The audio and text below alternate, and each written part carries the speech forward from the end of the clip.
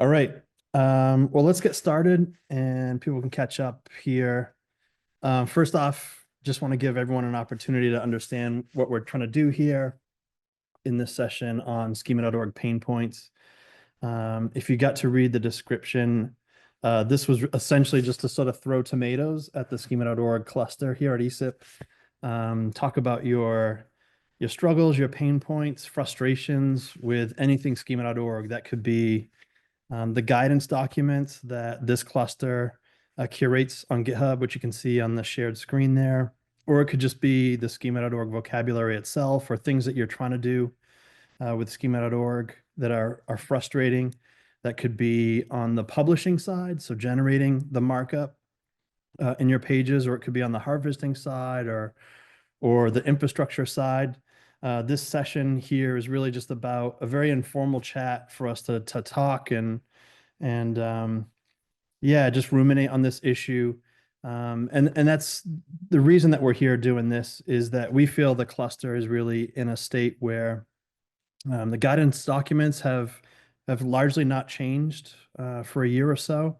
And we're sort of in that adoption phase and really just wanting to find mechanisms to help folks with the adoption process.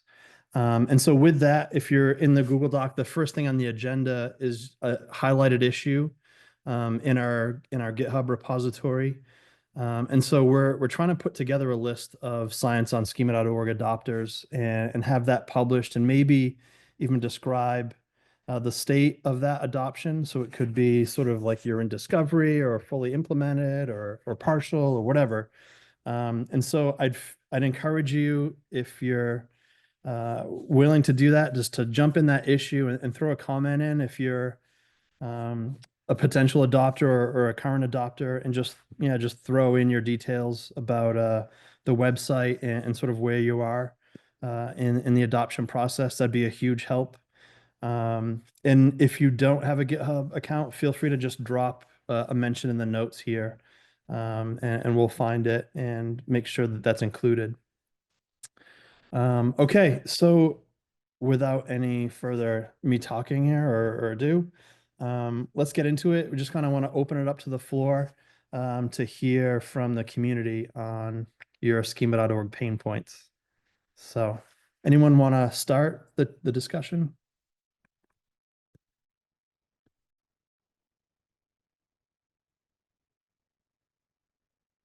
Oh. I'll jump in, Adam. It's Doug. Yes, I knew I could count on you. Let's go. How long has it been since we have sat in a schema.org meeting? It's been a long time, right? I don't know. It feels like we have them often, so I'm always weary about running them Yeah, by. but I haven't been there for a long time. And that is part of my pain point with schema.org. If you remember at the beginning of this, I was, and various other members of context. My name's Doug Newman. I'm with NASA ResDis, but I've been a civil servant for 2 years now. But before that, I was the architect of the Common Metadata Repository, NASA ResDis. Every single landing page for every collection we have, like 30,000 collections, is marked up with schema.org tags. Spatial, temporal, keywords, whole 9 yards. But I don't see that being leveraged anywhere. That's my pain point at the moment. Originally, we had a lot of buy-in from Google and the Google dataset search thing, Natasha Noy, for example. And that has all seemed to have gone dark and is just like shelved software. There was a lot of potential in that, or any major search engine being able to leverage the tags we put up, like harvest them and aid the search for end users, but I don't see that happening. If anybody knows that is actually happening, that would be great news on my part, and I might get back involved with it. Hands are going up. This is great. Thanks, Doug. Go ahead, Matt. Yeah, Doug, nice to hear from you. I'm Matt Jones. One of my hats is the director of Data One, which is one of these harvesters or aggregators of content around the net, trying to link all the repositories that exist together. And we do utilize schema.org to harvest and provide kind of a centralized search catalog across currently 60 different or 63 different repositories around the world. We've frequently talked to different folks at NASA, and we've never had anybody really say that schema.org was one of the pathways they wanted to use. And we'd love to have NASA join the Data One group and make your content searchable through that common thing. So I'd love to have further conversations with you about that. It's something that's basically what we do. So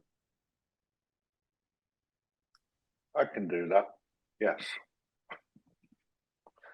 But it looked so promising when Google were involved, because, you know, most people, when they search for things, they go to Google or they go to Bing.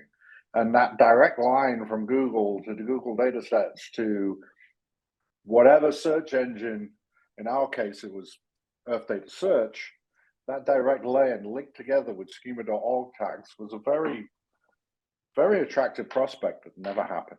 And it makes me sad every time I think about it. Is that true though? I mean, are you claiming that Google.org is not leveraging schema.org embedded in pages? They're not leveraging it the way they should. I mean, they do still have their right. data set search, and it's my understanding They have their data set search, right. but and it's my understanding that those elements of data of type data set are part of the main corpus as well. That's on the main Google.org or Google.com page. okay, I may be and wrong, NASA data but sets are showing up there. yeah. yes, NASA data sets are showing up there, but not as well as they could be, and for anybody for that matter. Although, and correct me if I'm wrong, if this has changed. Last time I looked at this was the current state of affairs. There's no link between. There used to be, and this is what I was pressing Google to do, and didn't ultimately work. Back when there was a Google Jobs, if you did a jobs-like search into Google Search proper, it would say, you really should be at Google Jobs.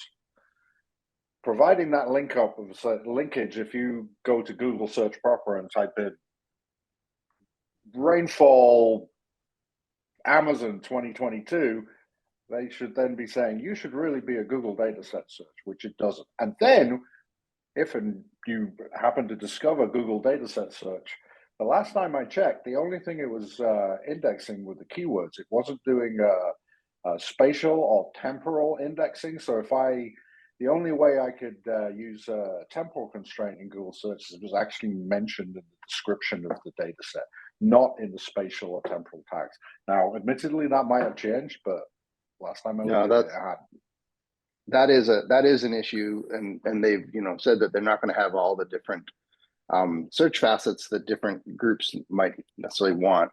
But they have some, and if you look at that, sorry, in the chat, if you look at that link I provided, like they are parsing out some of your structured metadata about your data files and showing a data preview of some of your stuff on NASA. But if you do have like a Data One index, I'm pretty sure that the Ocean Info Hub does this too, right? You get some of these temporal and spatial search features from some of the other aggregators, though. Yeah.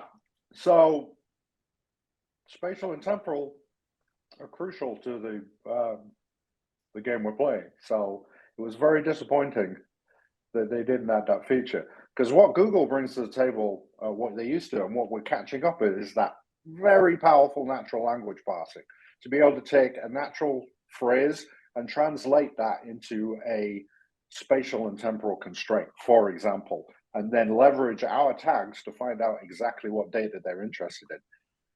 Tremendous potential there, missed opportunity, and like I said, it makes me sad every time I think about it. But it's good to know that you guys are doing something in this with Data One. But no offense to Data One, you're not Google, and that's where everybody goes when they look for stuff,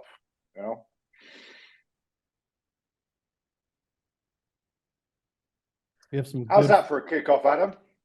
That's great, man. That was the easiest tomato that's been thrown our way. I'm expecting harder ones. So,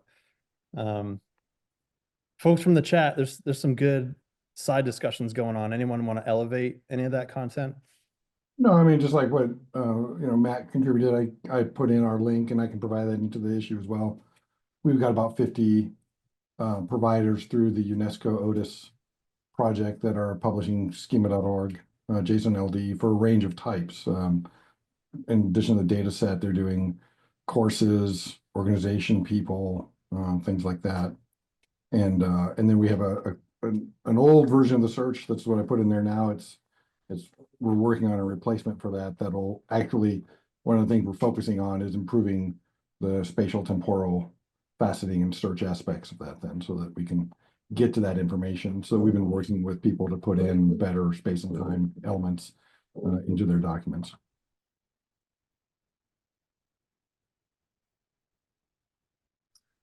So I hope you appreciate that 99% of my IO was directed to a certain search engine there, not you guys.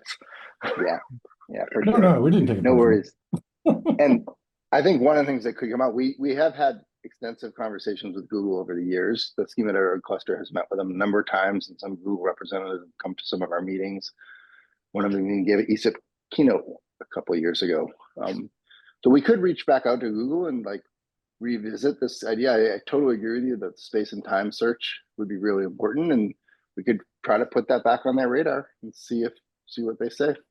I mean, if you want a pain point on that, though, of course, one is that Dan Brickley is no longer with Schema.org, right? No longer with Google. So we kind of lost a really good connection into that. And also when it comes to Schema.org, you know, Google's right now probably all things croissant or croissant, or however you want to say it. Yeah. Yeah. You know, and so they've gotten a certain amount of mental focus has shifted from classic Schema.org for data sets to croissant for you know, AI ML. Right. And that's kind of what happened to our end. I mean, you may remember Natasha Noy at Google. She was our main conduit into that, and she seems to have moved on to other things too. Fair point. And I have no idea what croissant is other than croissant, so that's something I got to check out. Very tasty. ML Commons is what you want to search for. Thanks.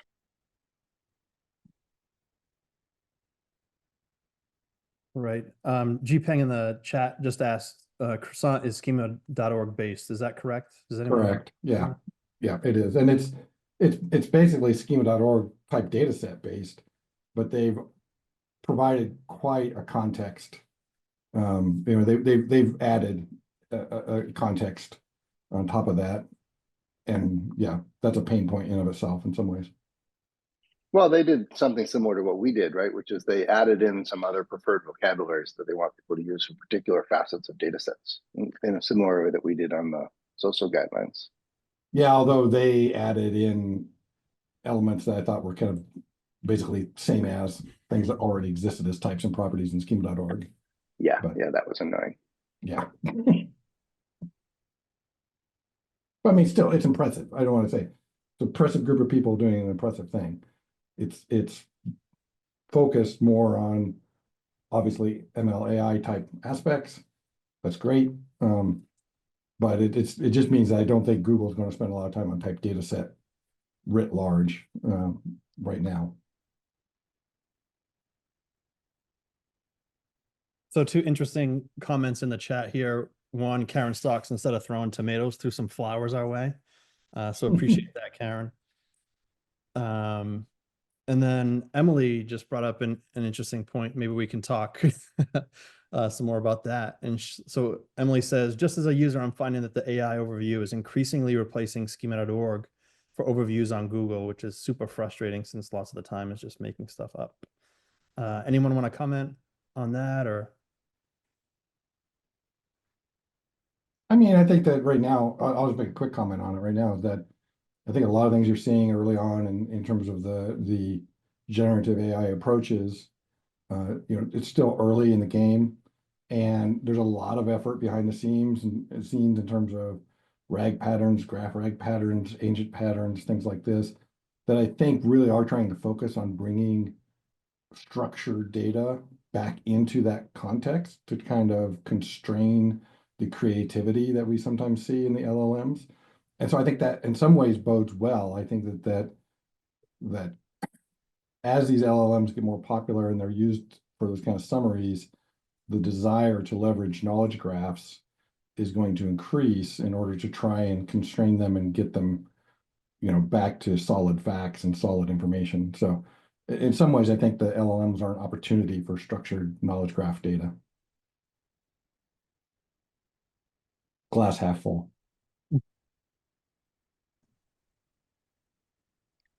Yeah, I would just like to add in, I think, this dominance of Google maybe will continue, but with all the new powerful AI companies and LLMs, there's going to be new players out there. And if we have the scienceonschema.org headers set up for the data set, someone else can, grab that, or smaller groups will have a lot more power to create possible, data set portals and so on. So I think we still have a lot of interest in keeping this going. Thanks, Nick. All right. So this first pain point on just sort of it's hard to measure the impacts of Google or see some of the results that we had kind of maybe had hoped for from that space. That's a clear one. Does anyone else have any other pain points that they want to share?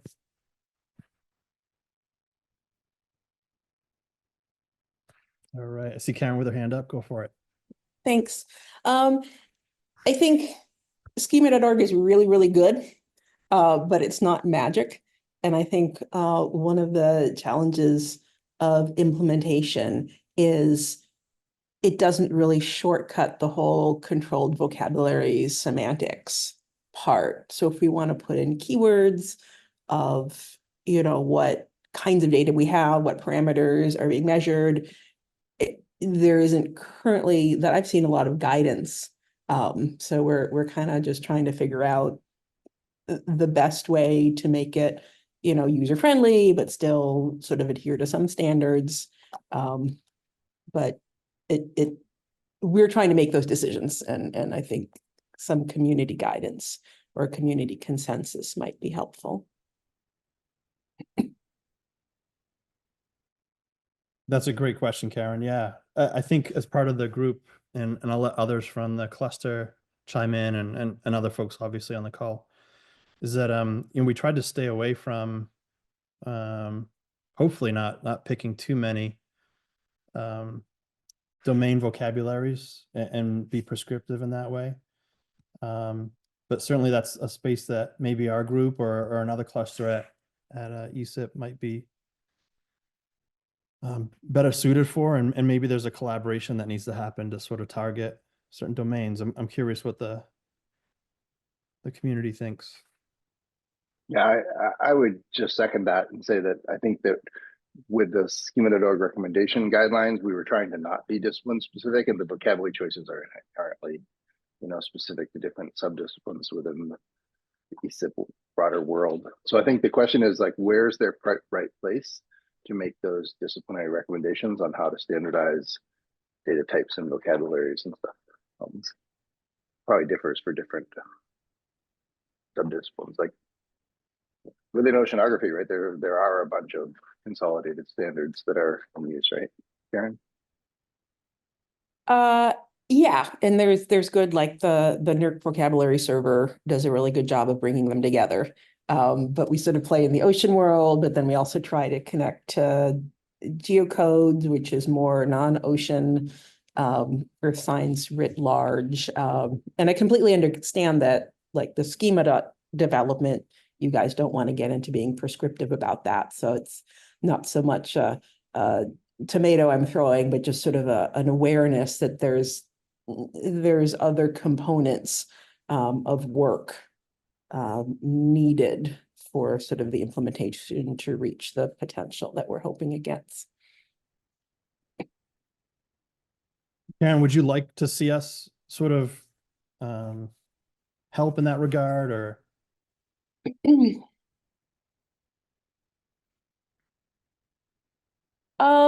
That's an interesting question. I guess maybe if there is further implementation guidance that communities have developed, just having pointers to those as example work to see, oh, if Otis has made these choices and my data is similar to that, or my community is very similar, that looks like something we can adopt. So again, this is ignorance on my part. You might already have sort of links to groups who have made more specific implementation recommendations than the schema itself. Yeah, that's great. We haven't done that. In fact, we haven't even pointed to Otis, which we probably should. And maybe that's something we can do as part of the adopters exercise, or maybe another thrust of the group. But I like that. Yeah.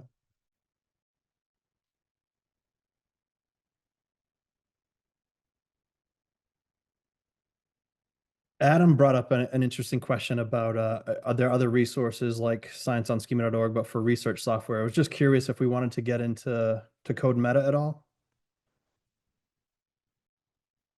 We're having a little chat about it in the chat right now, but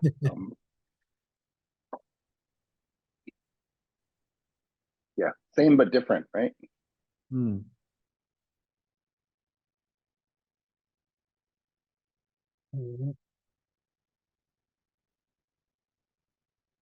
What else? Anyone? Oh, Jipeng, I see your hand up. Go for it.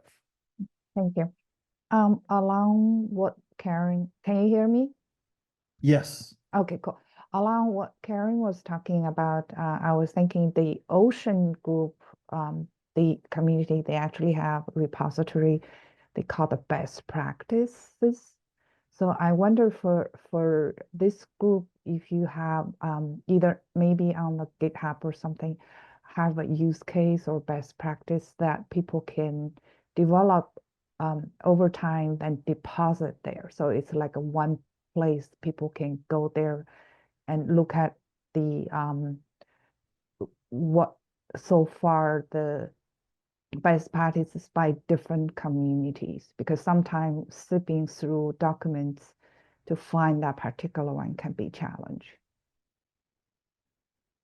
Nice. Thank you. That's a good one. And I think Pierre was mentioning that they're doing some work to clean that best practices repository up.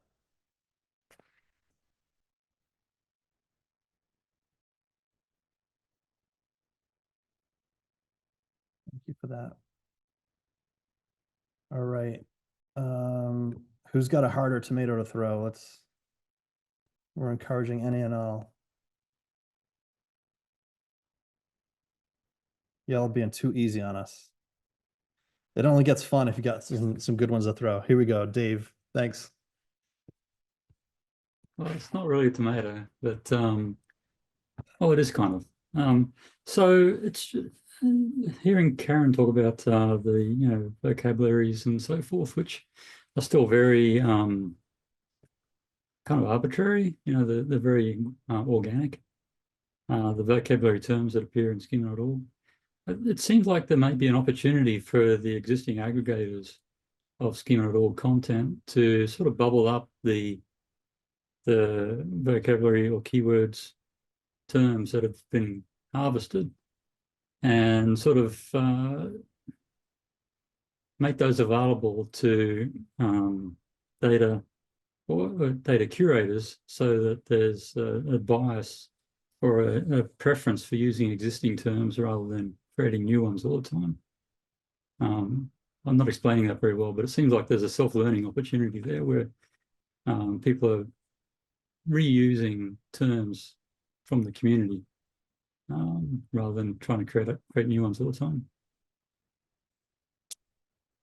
And so it seems like there's capabilities like that which could be exposed from the existing aggregations, because that provides a really broad sort of landscape view of all the schema.org content that's been harvested so far. Did that make any sense? Yeah, anyone want to comment? Yeah, I'll comment real quickly on that. Just saying that I like the idea, Dave, because I'm literally trying to work on that even this morning. It's kind of like we make our graph publicly available, and one of the things I'd really like to try and see is you know, how that could be leveraged for people to do kind of the, you know, analytics on that, right? You know, page rank type things, those sorts of things. And as an example, one of the things I'm doing is pulling out all the keywords, both the literals and the IRIs that are used, and then trying to make a collection of those and say, this is what the keyword landscape looks like, you know, within the ocean, you know, group, and make that available. So I think that's a great idea. You could also do some of the stuff that like Ted's doing with Data One. You could start looking through and saying, you know, how are we using PIDs? What PIDs are being, you know, the most popular? Very much along the line of what you just said, right? You know, or the, you know, how popular are orchids, things like that. I think that would be a really cool comparative analysis to like look at the sort of aggregators and see how different aggregator networks have different vocabularies that are percolating up and different PID types. I think that's a great idea, Doug and Dave. Like it would be really fun to sort of see, you know, what the patterns are, but then also what we could encourage as best practice and or like spread across aggregators. Like, because probably some of it's just different communities diverge just because they start going down different paths and they aren't aware of each other. So by pointing out those similarities and differences, we might actually increase some awareness. Right. And it kind of goes back to what Karen was saying originally too, right? Schema.org is great. It doesn't help you pick your PIDs or your vocabularies, you know, that you want to use. Yeah.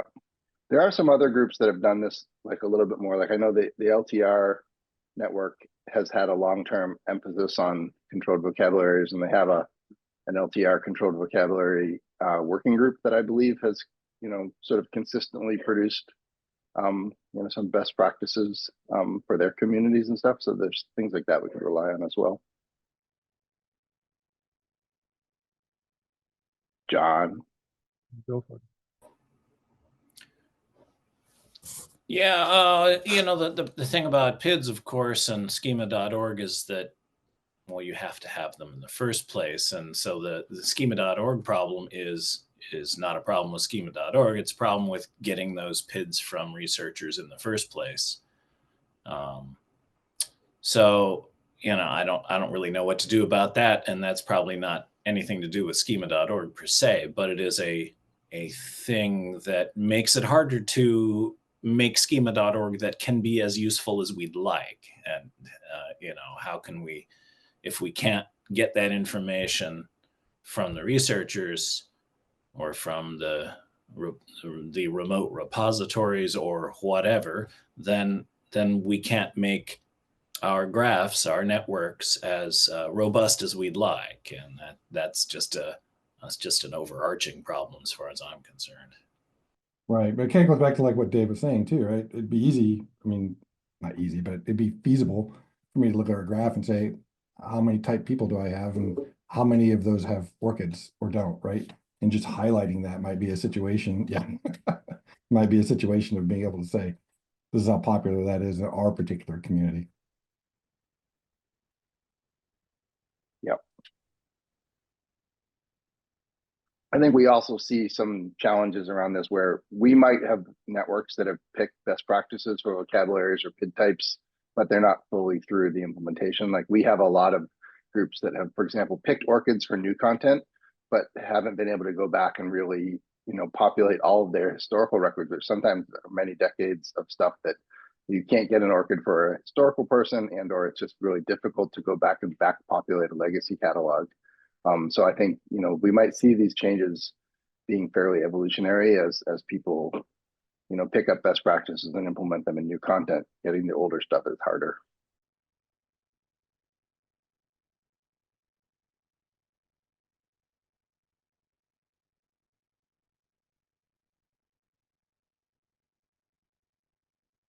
Sounds like a nice Funding Friday project.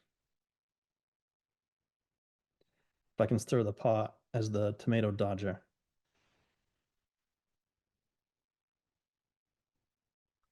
So Doug, you know, I just throw out there that like, because of, I think, various service APIs and some aggregators, it might be fairly easy to at least generate some lists like you were suggesting of just what are all the keyword literals and what are all the term IRIs in use in a network. And it would be interesting to just like put together like a shared resource that maybe even like a little data set that has that list, and then we could go from there and see what was of interest. I could produce that for Data One pretty easily, I think.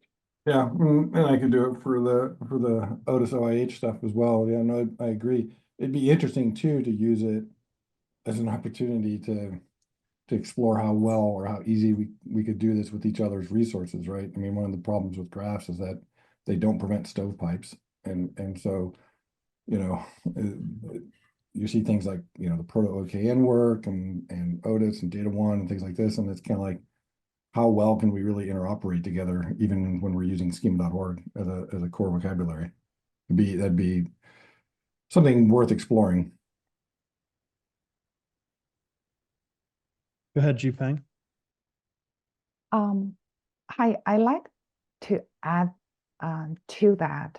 So we recently look at the metadata schema from NOAA, NASA, USGS, and Data One.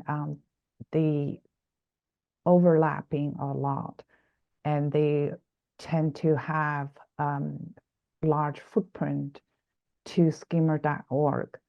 So I'm wondering from the interoperability perspective, because we cannot tell every organization to use the same, you know, the naming convention for elements and et cetera, et cetera. I wonder if it's possible, if it has already been done for the class to develop the crosswalk from the SOSO to NOAA, NASA, USGS Data One metadata schema.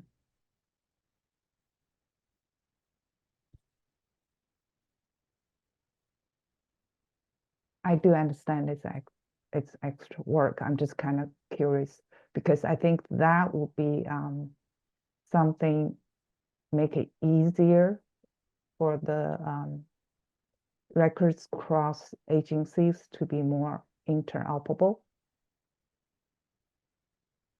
And also think if you have that crosswalk, that will be fairly straightforward for agency to do the implementation.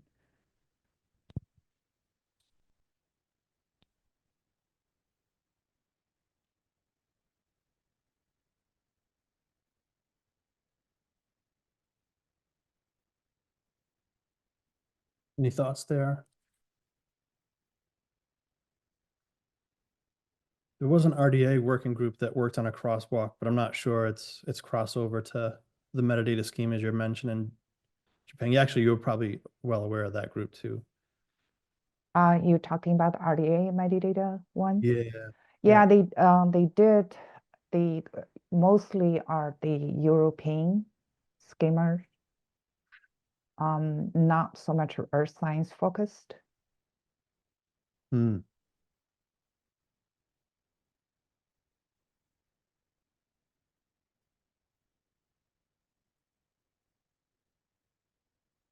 Doug in the chat mentioned triple SOM. Curious if anyone's used that for such crosswalks. Any experience there that someone can comment on?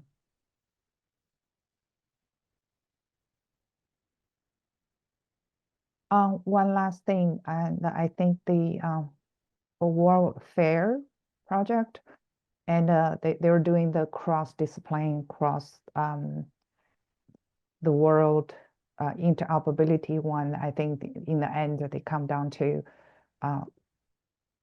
having the like a repository for all the crosswalks. So if we actually get that crosswalks done, we could deposit that into their repository, then everybody else can use that.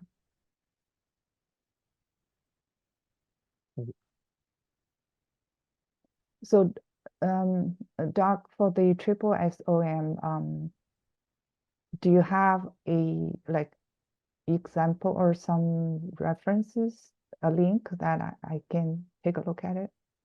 I can put in the link to the triple SOM or SM, however people want to pronounce it. I can definitely put that in the chat. I was just curious if people have any experience leveraging it for doing crosswalk representations, because I've heard a lot of good things about it. A lot of people excited to use it. I haven't tried it myself. Oh, I would be interested to hear more about that too. I haven't tried it, Doug, but we've been talking about it a little bit in the CodeMeta world. So CodeMeta has a very ad hoc crosswalking approach with CSV files to map 20 or so different scientific software metadata dialects into a common schema.org vocabulary, and that has been criticized because it's so ad hoc. So people have talked about using SOM, but the problem is like a lot of these vocabularies aren't expressed in RDF world. They're coming out of like multiple different language dialects, and trying to do cross language mappings, I think, is where the challenge lies, where you're not all already represented in a common representation framework. So can you use triple SOM to like say link something that's some random text format with another thing that's in CSV, with another thing that's in RDF, with another thing that's in JSON, and have the crosswalks be machine readable, or do you have to move everything into RDF before you do your crosswalk?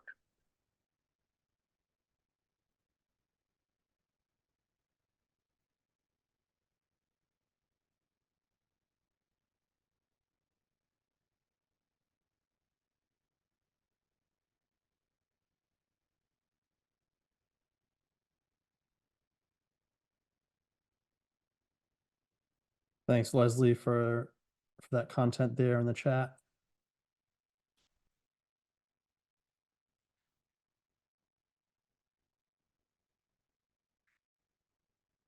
All right. I know someone has like an issue deep in their like gut stirring, and you just need the courage to like spit it out. It's okay. This is a safe space.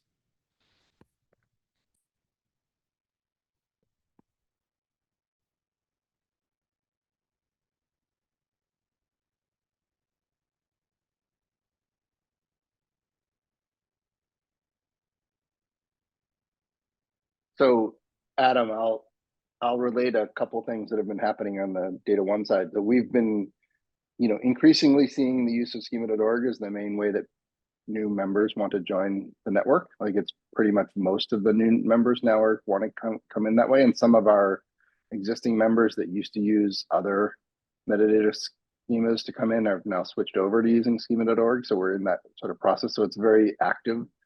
And so we're seeing a lot of adoption and a lot of, utility there. I think because it's just such a common thing. The pain point, one of the pain points that I see, we have a whole bunch about interoperability, but I'll get to we can come back to those.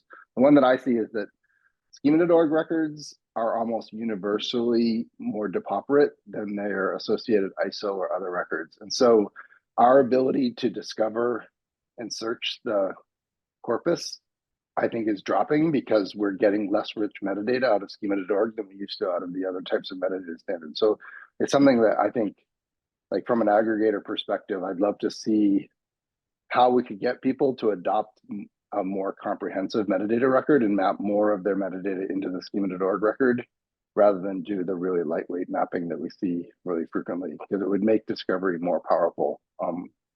We're, I think, just as guilty as anybody on that. We haven't even done due diligence on our own records to map as completely as we did with other dialects. So I'm just curious, like, what are the barriers to like getting more complete records? I'm curious, I can't remember, Matt, in our data set guidance for linking to metadata records, do we have a way to specify, well, for this data set, here's an ISO 19115 record or an EML record? I can't recall if we did that or not. We did. We do have that. There's an about link to a more detailed or a different record, but in Data One, we've at least currently decided to only do an either or, because we found that sometimes there are conflicts. Like the schema.org record and the ISO record will have different titles for the same data set, and we don't know how to resolve those differences and stuff. So we haven't tried merging metadata sets yet. We pretty much have each repository decide which they want to be their canonical sort of record. Yeah, but I think in theory we could, harvest both, but in practice we've been only doing one.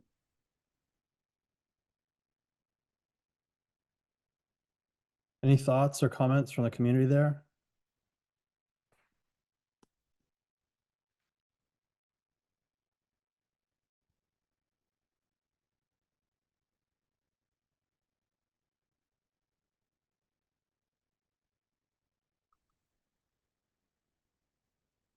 Like one of the fields that we see is less frequently filled out, or spatial and temporal coverage aren't as frequently filled out in schema.org as they are in the others. And then entity and attribute lists for data tables and stuff, basically units of measure and stuff like that, are less frequently filled out as well.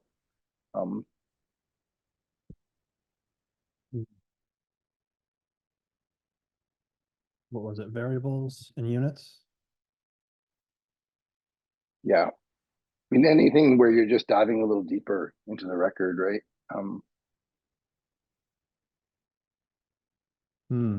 We'd love to, for example, like on the Data One site, we have a search system for measurement types, where if people are categorizing measurement types, we can allow them to search, across controlled vocabularies like ENVO and other things to pull out, all the data sets that are measuring the same type of thing. And that's very frequently missing from schema.org. Like that sort of, I think we had our type 3 classification of variables in the guidelines, and I haven't seen any examples of that in the wild.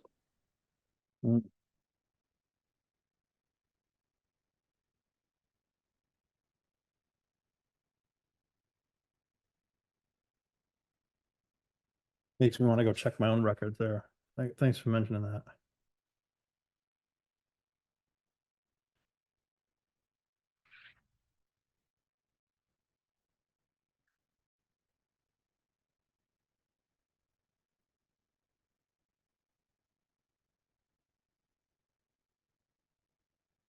David, go for it. Hi, I've got a couple of kind of different questions, getting away from the interoperability subject a little bit.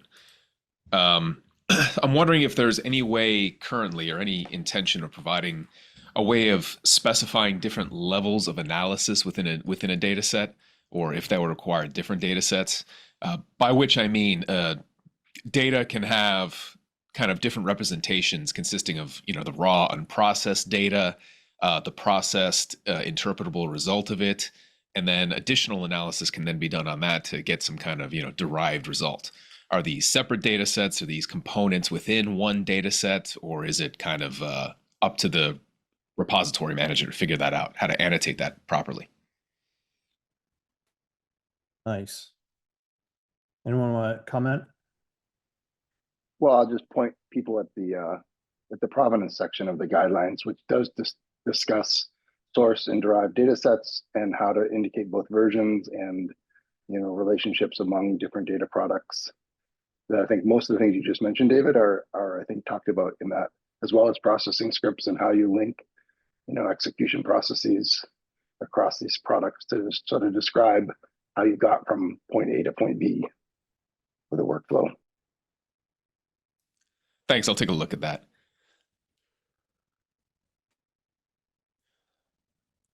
Yeah. Yeah, I think there's a little diagram in there. Yeah. Great. I'll just throw that There's link right in, if that's the right one. Yeah, can you scroll down to the complete diagram? I think there's a little further, right there, that one. So that's the core of the relationships.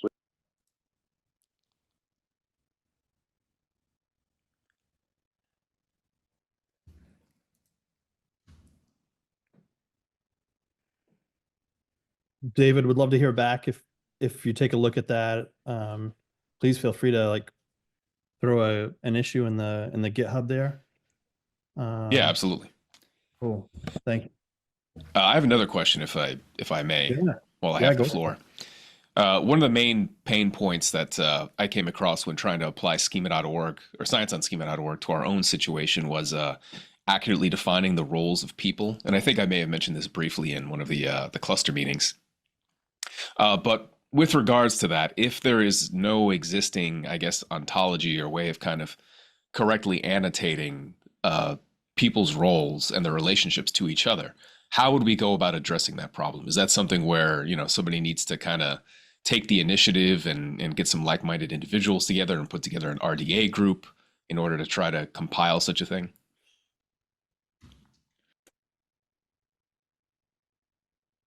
Nice question. Anyone want to jump in?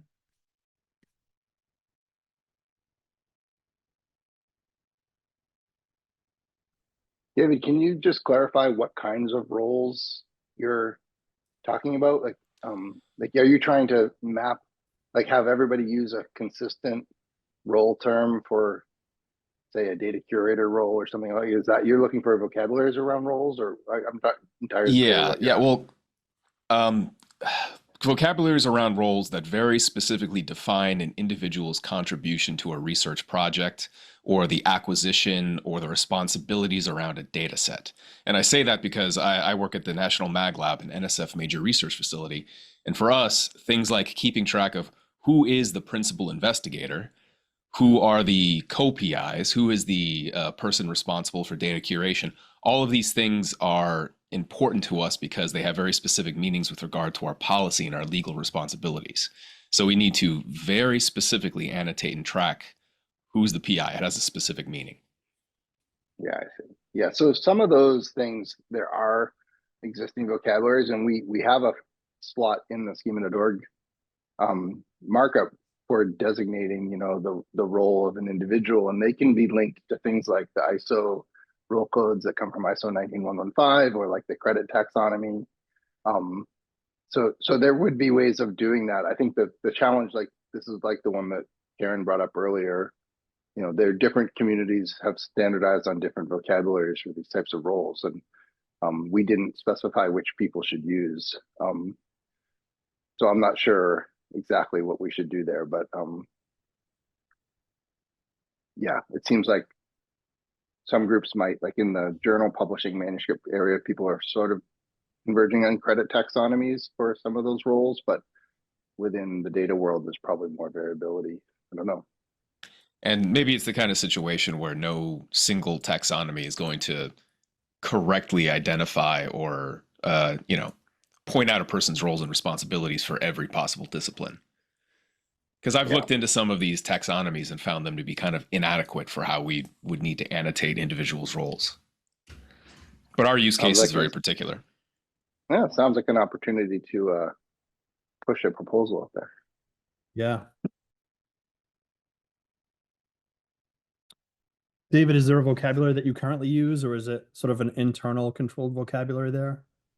No, it's purely internal. So when I say principal investigator in this context, I know what it means, and other faculty and administrators at the Mag Lab knows what it means with regards to our policy. But it's not what principal investigator is commonly understood to mean.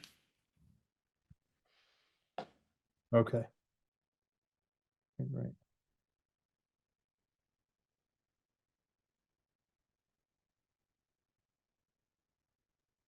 I guess we don't have property ID, the property value structure there for roles, do we? I thought we did, but I'm looking at what you've got on screen right now, Adam, and I don't see it. Yeah. Yeah, I agree. Role name. Sorry, Matt, I didn't mean to cut you off. No, I was done. I think all we have is role name there. Yeah, it might be interesting to look at this role class and see if it's changed at all.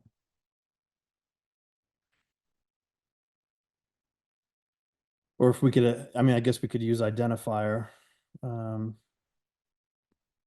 don't know. No, I guess that would be on the role itself. But yeah, that might be an opportunity here to put together some more structure around the role types, I guess. Or rather than, I guess, trying to annotate the role more carefully, perhaps something separate could be created for a person's responsibilities or obligations or something like that. Because really, that's what we want to know. For example, who has the legal right to ownership and first right of usage to the data that we're generating in our facility? Yeah, that's a different, I can see how that's related, but it's a kind of a different take on it.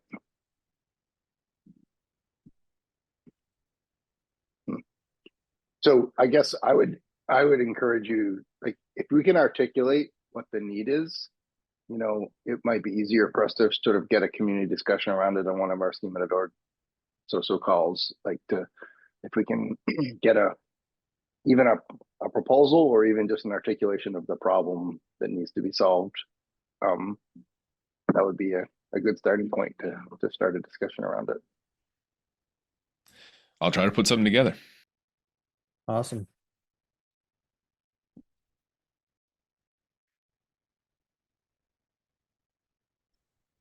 Doug, do Nick, you just guys have a solution to this over in the Info Hub? Like, is it you've got much more controlled vocabularies and things like this, right? Yeah, but nothing on this kind of topic now.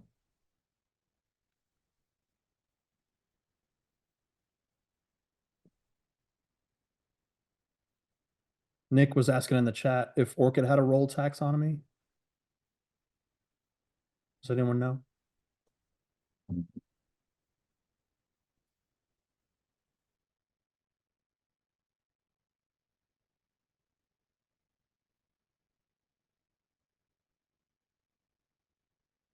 Nice, David. Thanks for that. Those are really good.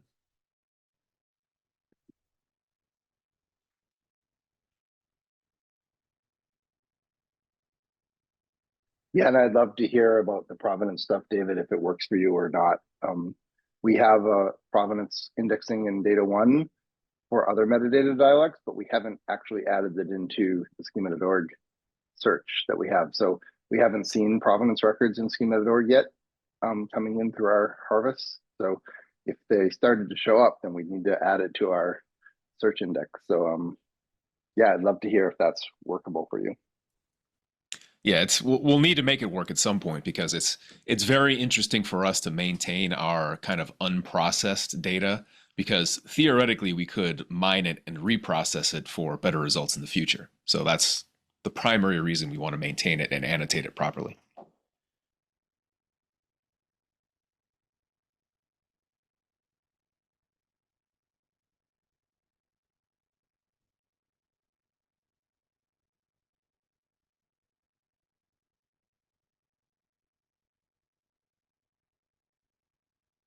What else? Any other pain points? And if there's no pain points and you just want to heap love and praise on this, then we'll totally take that too.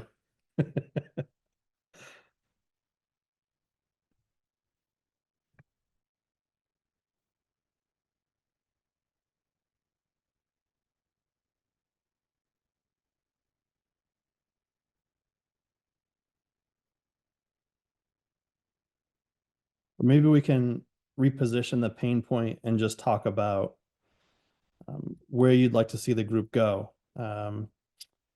There's been some work in the heliophysics community led by Rebecca Ringette and I believe Bill Manley to do some crosswalks between their metadata standard and schema.org.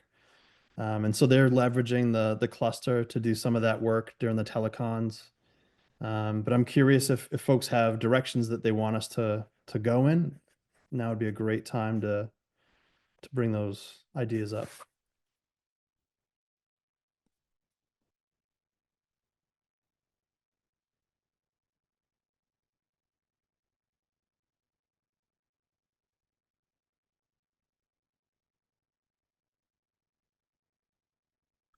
So Adam, I'll throw out one thing that I think we've been thinking about how we get schema.org from different groups. We found that so different software packages that produce schema.org tend to focus a little bit differently on how they produce it.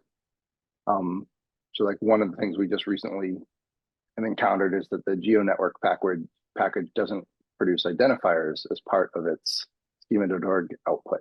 And that's a critical thing for Harvest for us.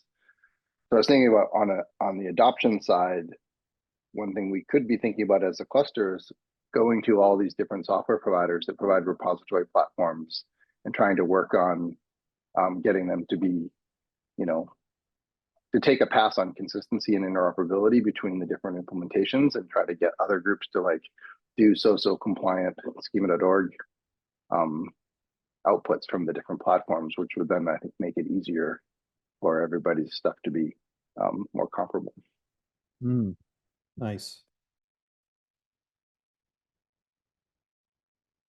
Yeah, I'm curious. Does anyone know if DataCite is doing so? I guess they're probably broader than Earth Sciences, but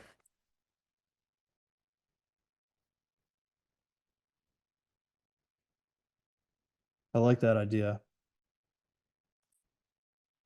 Are there certain providers that we should be targeting here? Sounds like GeoNetwork or other software systems. Yeah, we worked with Dataverse a bit, so that worked pretty well. Dataverse has now got a pretty compatible implementation. CCAN would be another one, you know, that I think would be really good to try to, yeah, revisit. They've got an implementation, but I haven't really looked carefully at how comprehensive it is, or if there are differences there. We have a couple CCAN nodes in our network, but Doug, you make a good point there about validation.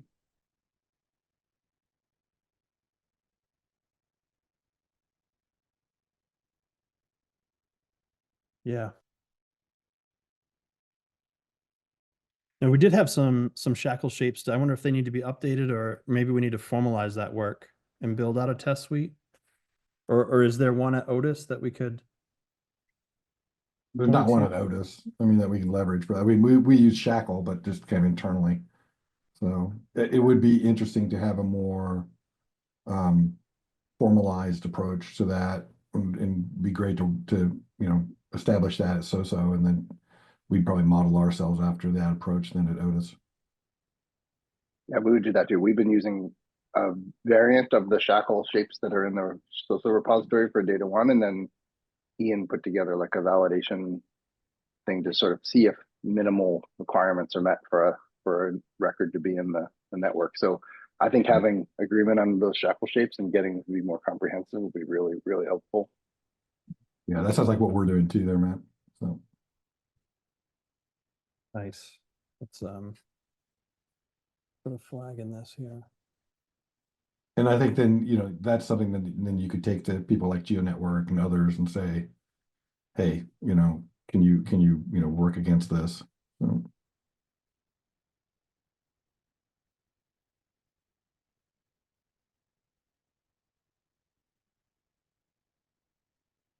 Great.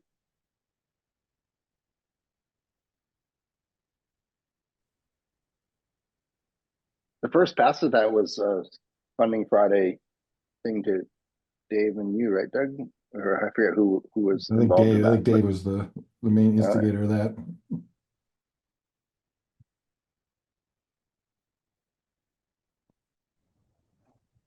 Yeah, that was a while back, and it certainly needs to be touched on again. I think having a validation suite would be awesome for a bunch of reasons. For checking on the structure of the content. But I'm curious from the aggregator's point of view or harvester's point of view, if there's issues with not just the content, but with service interoperability. Like, is there a consistent mechanism for accessing the content? And in particular, I'm curious, once you've harvested a record that contains, you know, references to other linked data elements that may be on the same or other servers, are you able to reliably follow those links to build a larger graph of related information?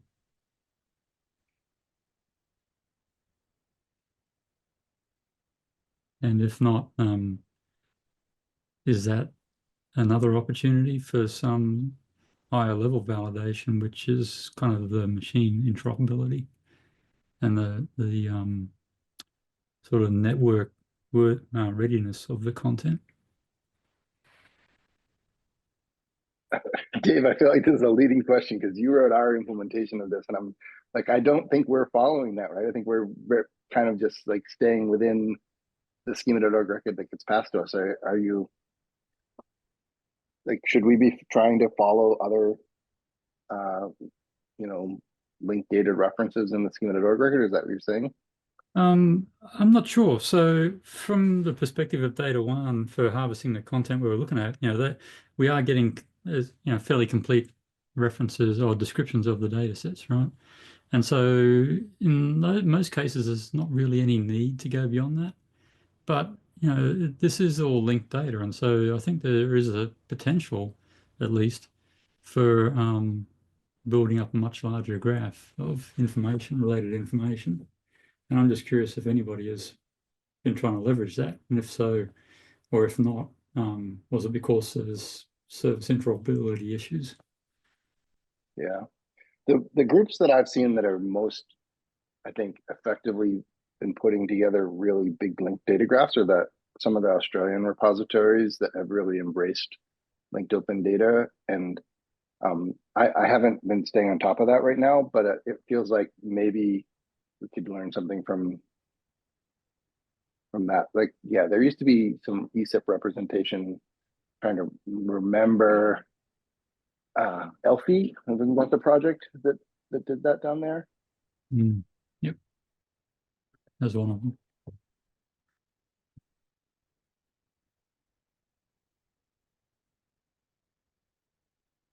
In terms of like earth science and environmental science linked data, there's obviously others outside of our field, but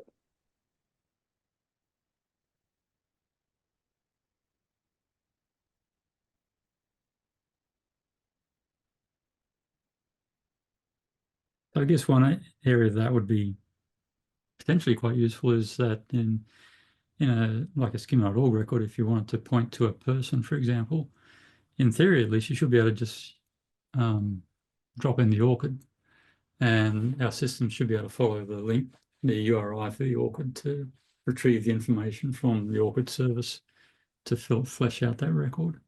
But are any of us actually doing that? Probably not.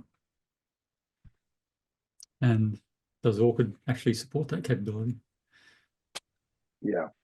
You also have the conflict problem too, like where you get a record, it has an ORCID in it, but it also has the person's first name and surname. When you go to retrieve the ORCID record, they might have a different first name and surname listed or a different spelling.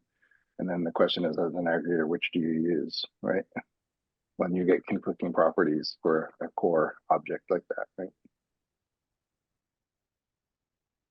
Actually, that's a good question or a good point you raised there, Dave, as well, that of all the PID providers, are there any that dereference to like an RDF representation of their record?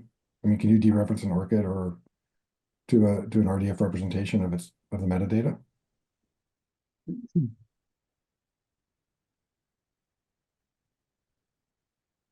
I don't know. DataCite does, right? Yeah, DataCite will, but you have to be careful with it because you may get the DataCite version of the Right. RDF rather than the repository's version of the RDF.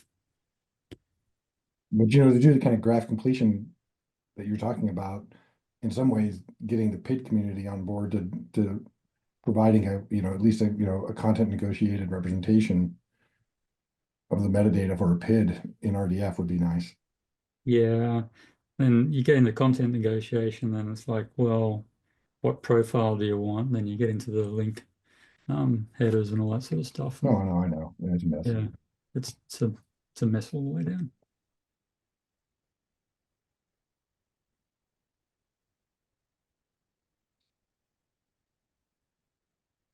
I'm curious for Matt, are you using custom software for your aggregation, your harvesting, or are you using Gleaner? I'm just curious if we should make some mention of how folks are harvesting for those that might be interested. Yeah, we have a software package called MNLite, which we've been using to do harvesting, and it uses open source harvesting stuff, but then we have a bunch of data run specific stuff where we leverage we build out other infrastructure using it.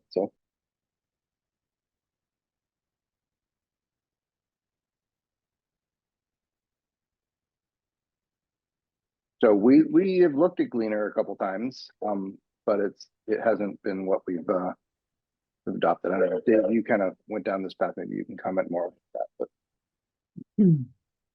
Yeah, so the main challenge was, and this was a few years ago, so running basically a browser instance to for pages that were generating the JSON LD dynamically. That was a challenge that we couldn't really support back then. So I think Gleaner was leaning in that direction more and more. Correct me if I'm wrong, Doug, but I think that was the approach that you were using an engine to render the page and then retrieve the JSON LD. Yeah, for those cases where they were dynamically injected, then we used a headless Chrome instance Yeah. and call that to do it. If there's better ways to do that, I'm all ears. Well, there's not. And so we're a little bit resource constrained, and the goal initially at least was to try and just get the content on board as quickly and easily with the least resources as possible. And so we were just harvesting the schema.org directly from the pages as they appear. So, we follow basically the sitemap to the pages and then make a request using the appropriate headers to try and get JSON LD or scrape the JSON LD from the HTML directly. Yeah, no, Gleaner, the current version of Gleaner will attempt to do that first and then falls back to a headless version if it can't find anything inside the DOM. And then you can put a flag into the configuration file that tells it that, explicitly whether or not it should be doing that.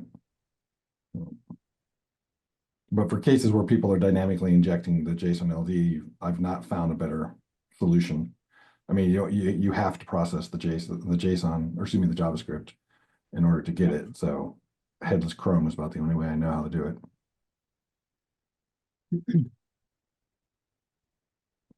Yeah. So Adam, I know another group, the Polder group that was doing the Arctic Federation was using Gleaner as their solution.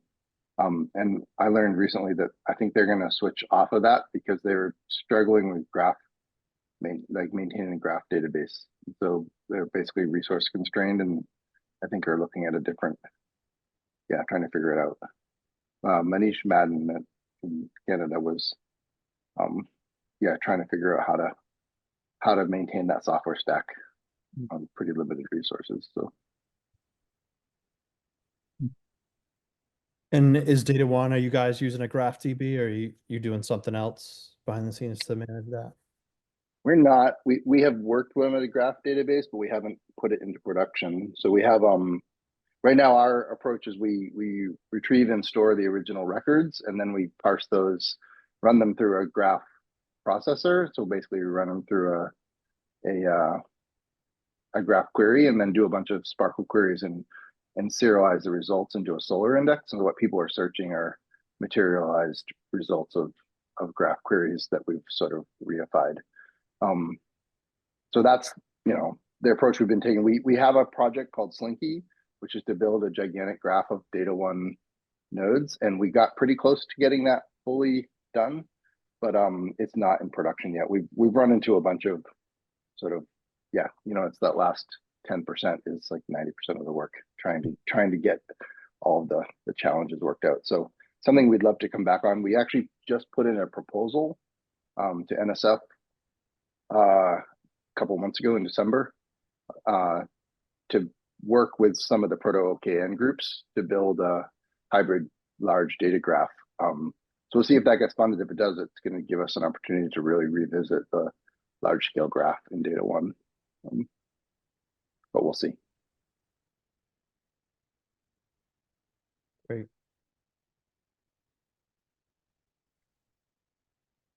Just an aside, I was able to confirm that Orchid does spit out JSON LD, given the URI for an Orchid.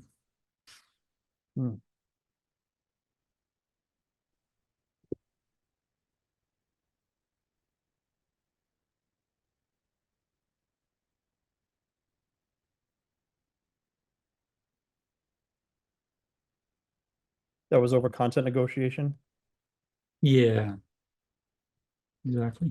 You need to try Aurora now, Dave. Oh, good question. Let me try Aurora.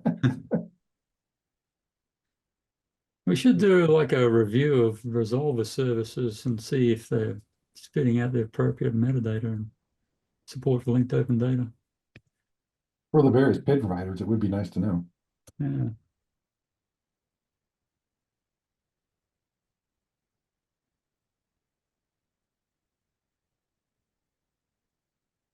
All right, great.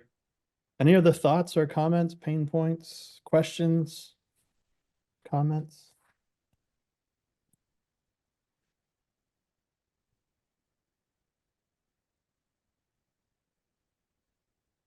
Yeah, Raw does not support JSON LD delivery.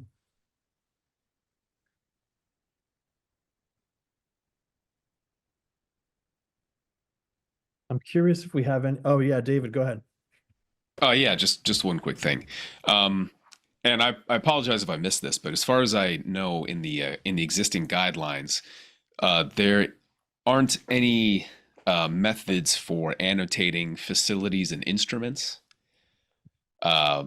which is something that's very, very important for us as a major research facility. There's a research coordination network on this subject for FAIR facilities and instruments that has been talking about this for years, about PIDs for these things. And in order for the data set information to be useful to us really at all, we need to be able to annotate those things. So I really think that's important to add to those guidelines. You're talking about Matt Marinick's work? Yes. Yeah. There have also been some metadata efforts around instrument ontologies and metadata vocabularies, right? So starting with SSN and others. Yes, quite a bit. Can build on. So there's quite a bit out there in the space. I think how they get applied is still quite variable, and that might be where could be some consolidation, right? Actually, I was just in a presentation yesterday. There's a CI Compass workshop going on right now concurrently with this meeting, where I think it was Ted Haberman was presenting about data site DOIs for instruments. So there's some capability there, some possibility.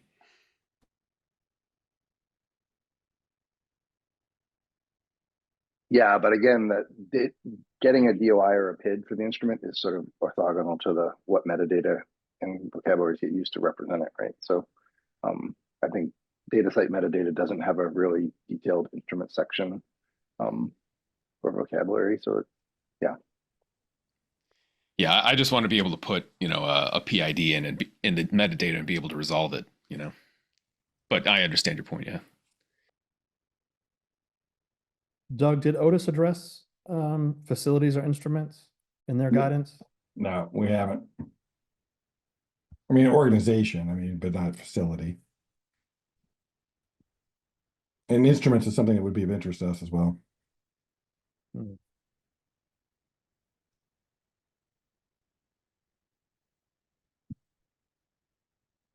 I mean, a facility could almost be an organization in a certain sense, but oftentimes we think of facilities as being within or constituent of an organization, like a core facility or a major research facility.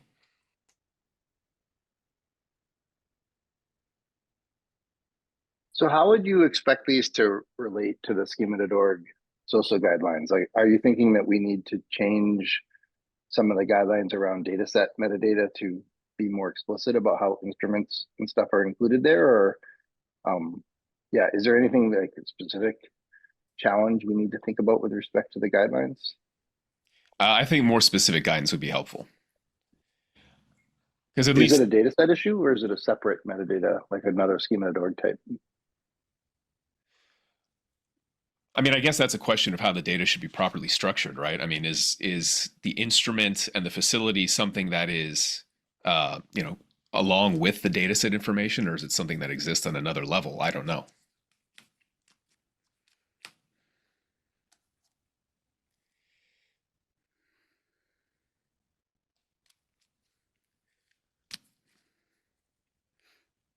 Is anybody producing facility or instrument metadata in schema.org? Does anybody know of any instances of that we could look at?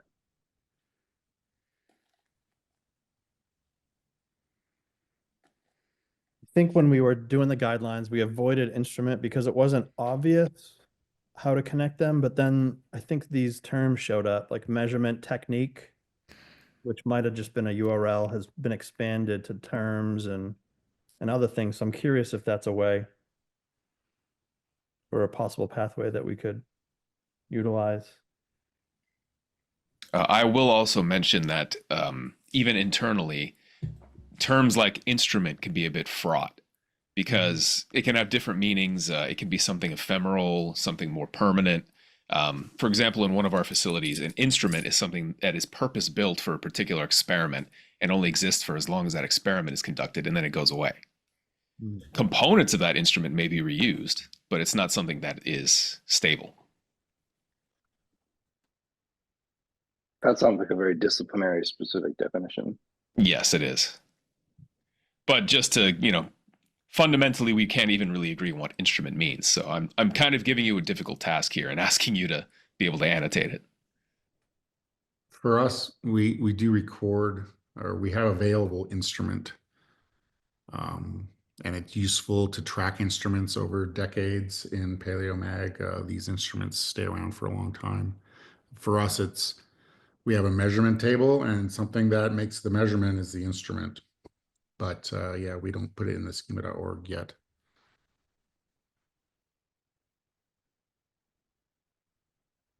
Yeah, we have things that are stable over decades as well, but sometimes it's just the magnet component, not necessarily the analytical portion of the purpose-built instrument. So it's tough. Yeah, and the instruments, parts get switched out. So when is it a new instrument and all of that? Yeah, the ship of Theseus instrument issue, yeah. But even if we could just say, this particular magnet component was associated with this data set, even that would be useful for us as a facility, because really that's what we want to track for reporting to our funding agency is, how much use did this multi-million-dollar magnet get? What data sets is it associated with? And other cores have the same issue. So up till now, we've been focusing on use cases for schema.org that are, focused on broad scale discovery use cases. And you just brought up a reporting use case where within a discipline, you need a very specific set of information to report on something. Is schema.org the right place for that? I'm just curious about what use cases we'd want to support with the generic community guidelines for schema.org production. Yeah. That's a good point. Perhaps there are other uses for the same information that would provide wider value. Would you imagine researchers in your community searching for data based on some of these properties you're mentioning, like the instruments? Like they want to find all the data sets that were associated with a specific magnet? Potentially, with caveats. Maybe they want to see all the data produced by a particular magnet of a particular kind, as opposed to all of it, but everything of a specific type. I know in the rock dating community, there's calibration efforts, and being able to have data sets all from the same mass spec is very useful, or the same lab. So I'm not sure how cross-disciplinary that idea is, but I think often during calibration or interlaboratory calibration, people should be doing it more, and would be easier if that was labeled somehow. Yeah, we definitely don't have those kinds of really specific search capabilities in Data One, because we don't index that kind of really detailed information. But I'm curious, does Magic have a search for your data sets that are more consistent in that space that would cover that use case? We don't have, we have sort of an API search where you can search on any field, but we don't have that up on our website as one of the options. Yeah, it's maybe too specialized for a general idea. I don't know.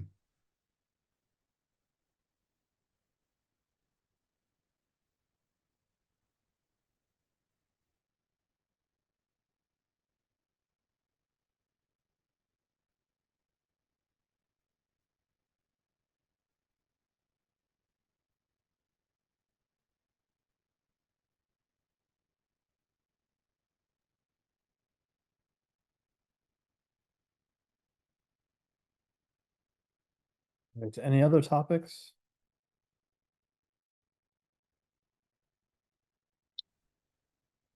So there may be other things people want to bring up, but we have about 8 minutes left, right, Adam? Right. I'm curious if we want to, I'd love to hear people's thoughts about what the cluster should focus on of all the things we've talked about. Like, are there things that are of particular interest that we should zero in on as our future cluster meetings from this list or elsewhere? Like,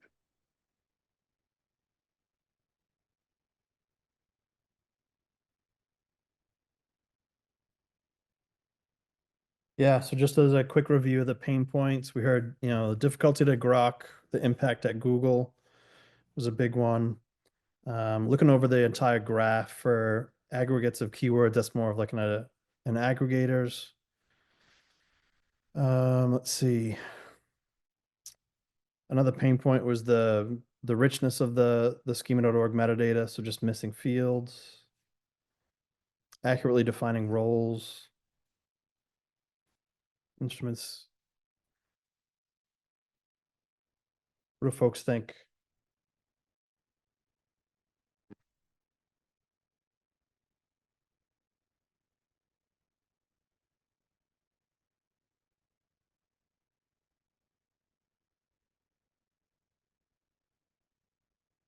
Shackle test suite. Seems like one that I would vote for.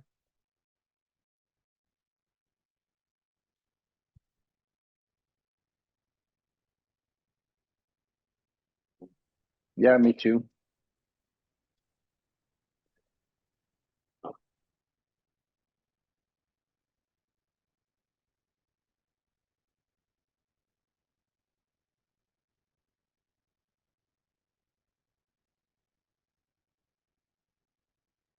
We had the other one, the other area was the like talking to software vendors about implementation consistency. Yeah. For compliance. Love to see that. If we have connections there.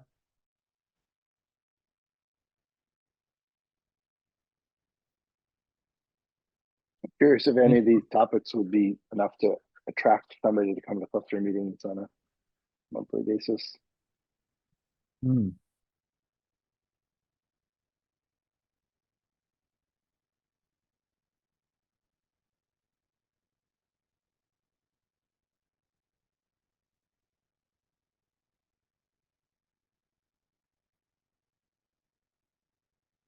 Any votes or thoughts that people want to contribute?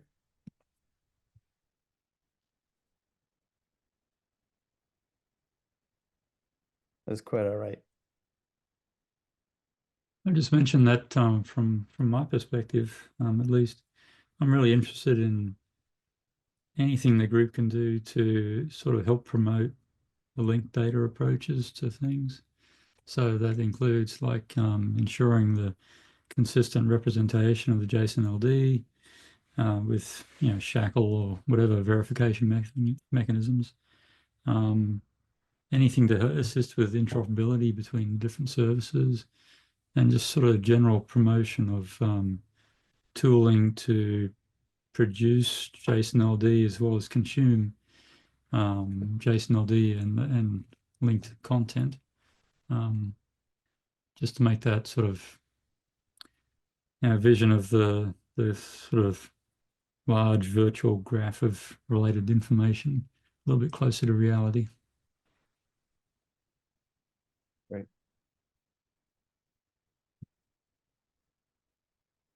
Thanks, Dave.